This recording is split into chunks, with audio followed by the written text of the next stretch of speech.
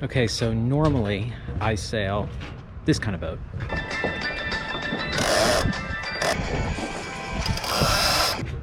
In February, I sailed these boats with Knowles.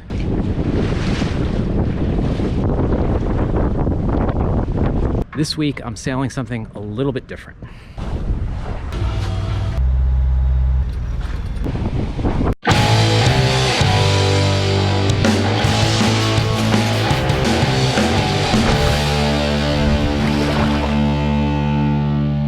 In theory, this boat isn't any different than anything that I've sailed. In theory, it's got a head sail, it's got a mainsail. I've only sailed boats with tillers. This boat has 2 helms, but the difference is just the size of everything. The standing rigging I'm standing next to is about 5 times the size of on the racing dinghies that I sail. And while the boats that I'm used to have a main halyard and a boom vang and all that stuff, this boat has that too. I have no idea what all of these lines going up the mast are for. So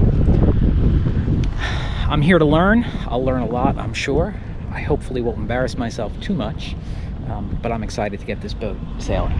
This boat I'm helping move down to Long Island. I'm in Manchester, Massachusetts, Manchester by the Sea. But before we do that, or can move it down, we need to do a bunch of things, which we're going to do today. And so still some work needs to be done to the boat. And we're hoping to be on the water Friday morning heading towards Long Island. But now, to work.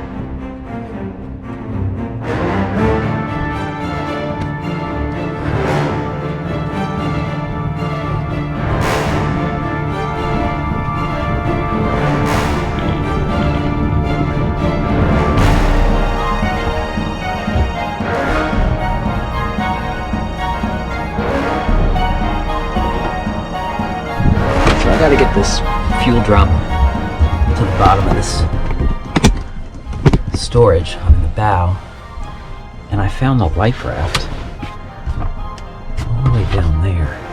I don't think that's a good place for a life raft. Fuel secured.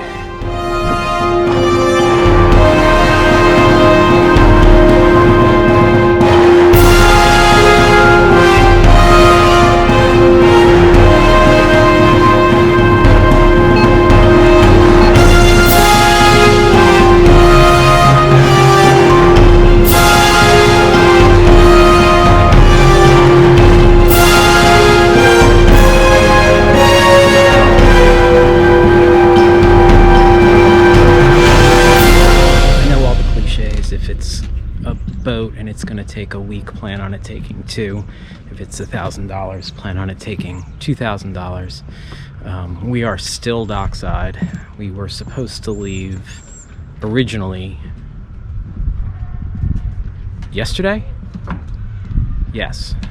And right now it's looking like if we're lucky we'll leave in 2 days. When we left yesterday, they were just finishing up the electrical system. Then we discovered after the technicians left, that the autopilot didn't work. Then we discovered the radar didn't work. Then coming back this morning, we were told that the power converter box that they installed yesterday was the wrong one. So someone is driving 4 hours north and 4 hours back with the appropriate box, and that'll be swapped out later today. So the hard part for me is that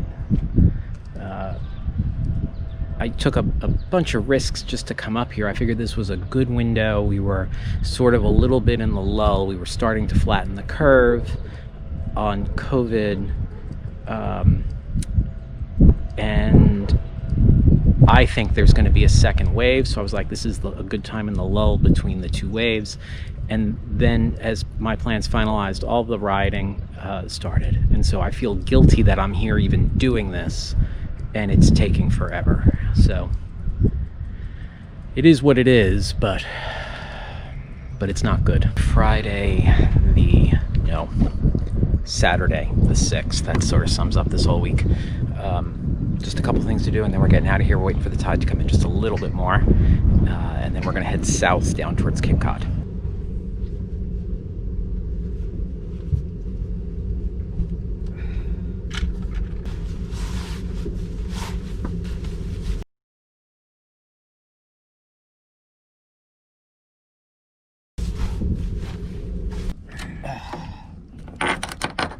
I shouldn't pee in here, right? Yeah, you see, I'll never own a boat that's that smart. That has that? That has that. Yeah. No. I think you can turn it off. Finally underway. Let's get this thing going.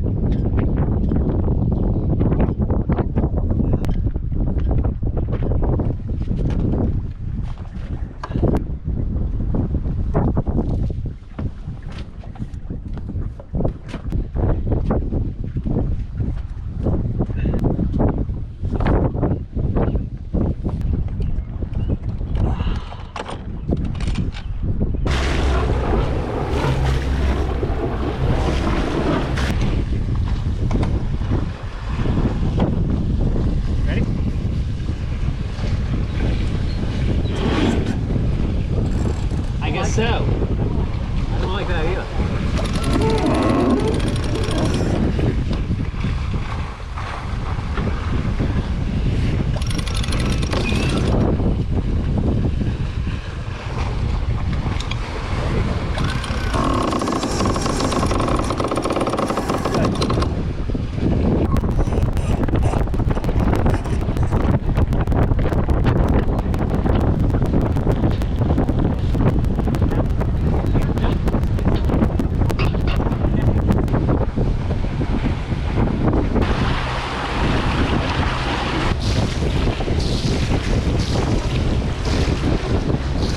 In the cockpit, just a ridiculous amount of data available to you on the chart plotters and on the multifunction displays. It reminds me of a documentary years ago that I saw about new F-16 pilots getting overwhelmed by the amount of data they get, and they literally fly the plane into the ground. And so I could see that happening. You get focused on what those chart plotters are saying, and all the data in the sidebars, your speed, your course speed over ground, your distance to your next mark, the position of the wind, the position of the apparent wind, all that stuff. It can get completely overwhelming, whereas I'm used to looking at a couple of telltales and trimming my sails and going. So I think it's important to sort of shut some of that stuff out, which is an interesting experience. Just so much data fed to the person in the cockpit. But a beautiful boat.